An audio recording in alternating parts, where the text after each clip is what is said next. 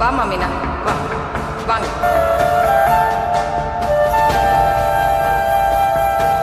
Tea குடிப்பாரா காப்பி குடிப்பாரா? ஆமா, இப்ப அது ரொம்ப முக்கியம். இல்லம்மா, முத மாப்பிள்ளை வீட்டு. என்னடா எதுவும் பேச மாட்டேற?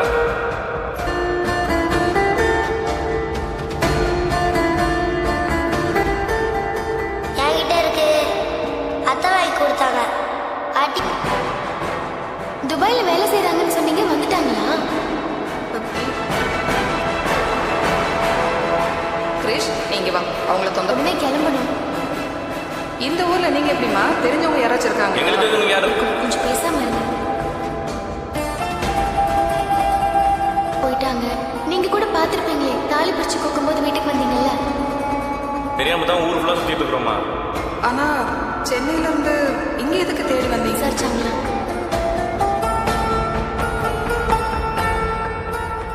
அவங்க பேரு ரோஹிணிமா.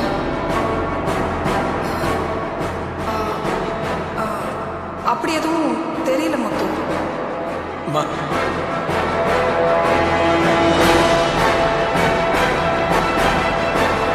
கொஞ்சம் ஞாபகப்படுத்தி சொல்லுங்க, இந்த ஊர்ல யார் வீட்டுக்காவது வந்திருக்காங்களா?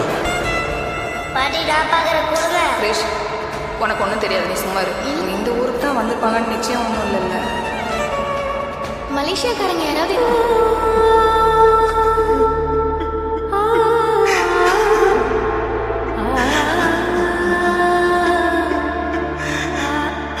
அவகிட்ட நான் போய் சொல்ல இருக்க கூடாது.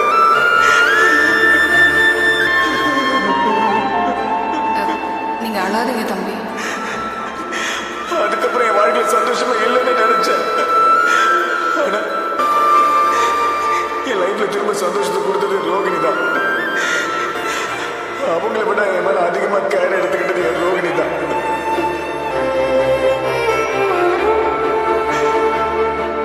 பாட்டி வேலை போச்சு. அப்ப கூட பரவாயில்ல, உனக்கு பிடிச்சவன் அவகிட்ட நான் போய்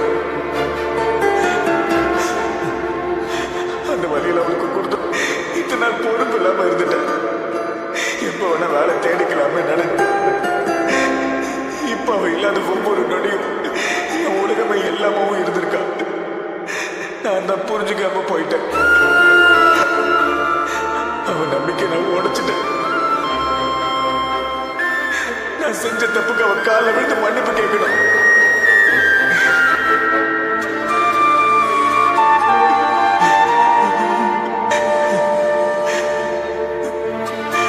அவன் எங்க இருந்தாலும் அவளை நான் தேடி போறேன்.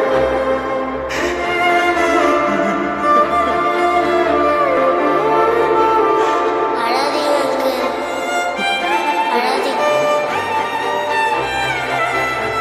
இவன் அப்படியே உட்காந்து அழுகுறான். இதெல்லாம் கண்டிப்பா உங்களை தேடி வருவாங்க. இப்போ உங்க பொண்டாட்டிக்கும் அவங்க உங்களை தேடி வருவாங்க. நீங்க நம்பிக்கையோட இருங்க. சரி, நீங்களும் அவங்கள தேடணும்ல, கிடைச்சிருவாங்க, பயப்படாதீங்க.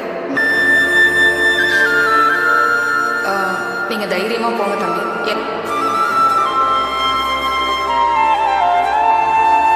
போறேன். சரி வாங்கடா போலாம். ஒருவேளை உங்களுக்கு ஏதாவது தகவல் கிடைச்சா உடனே எனக்கு ஃபோன் பண்ணி சொல்லுங்க.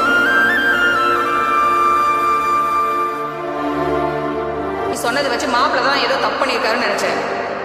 பாவண்டி, அந்த மனுஷன் தங்கம் காட்டுறேன்னு நினைச்சாலும் பரவாயில்ல. உனக்கு ஒரு நல்ல புருஷன் கிடைச்சிருக்கிறாரு.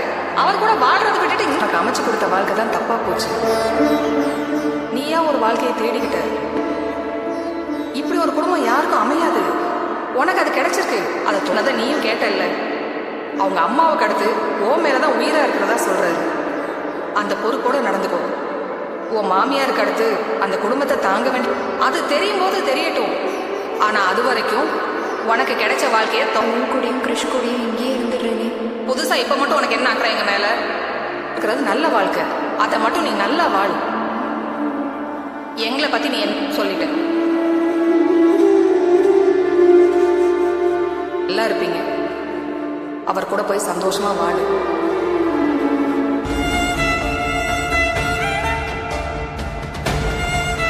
இதுக்கு மேல விசாரிக்கிறது ஊருக்குள்ள ஒருத்தர் இல்லை.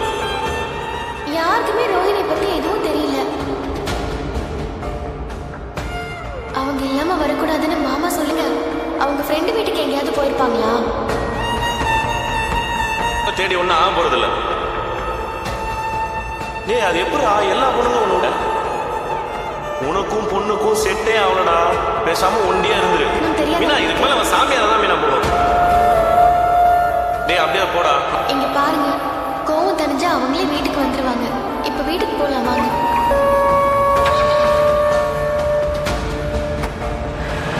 பாக்குறது தெரியலமா?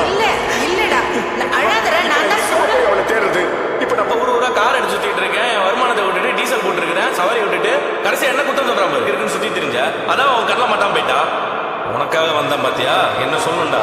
இத்தனை நாள் வேலைக்கு போகாம எல்லாரும் ஏமாத்திட்டு பொண்டாட்டி காசு வாங்கி சுத்தி தெரிஞ்சிருக்கான். நான் இவனுக்காக டீசல் போட்டு தன் இப்பவே வந்துட்டாடா. அத சொல்றதுக்குள்ளதான் இவன் இப்படி கத்து. எனக்கும் உங்க எல்லாரையும் விட்ட வேற யார் இருக்கா? வெட்டிப்பேன். என்ன சொல்ற? முத்து போதும். ஏமாத்தல. வீட்டுல இருக்கிற எல்லாரையும் தானே ஏமாத்திருக்காரு. அப்ப அவர் கேட்கதான் செய்வாரு. ரைட்ஸ் இருக்கு. ஏன்னா அவர் உங்க பையன். அதுவும் இல்லாம நீங்க யார் மனசையும் கஷ்டப்படுத்துற என்னோட பர்சனல் விஷயத்தை எல்லாரும் சேர்ந்து எதுக்கு பேசணும்? எது பர்சனல்? நீ பேசாத. டேய் அசத்து தானே தப்பா போச்சு.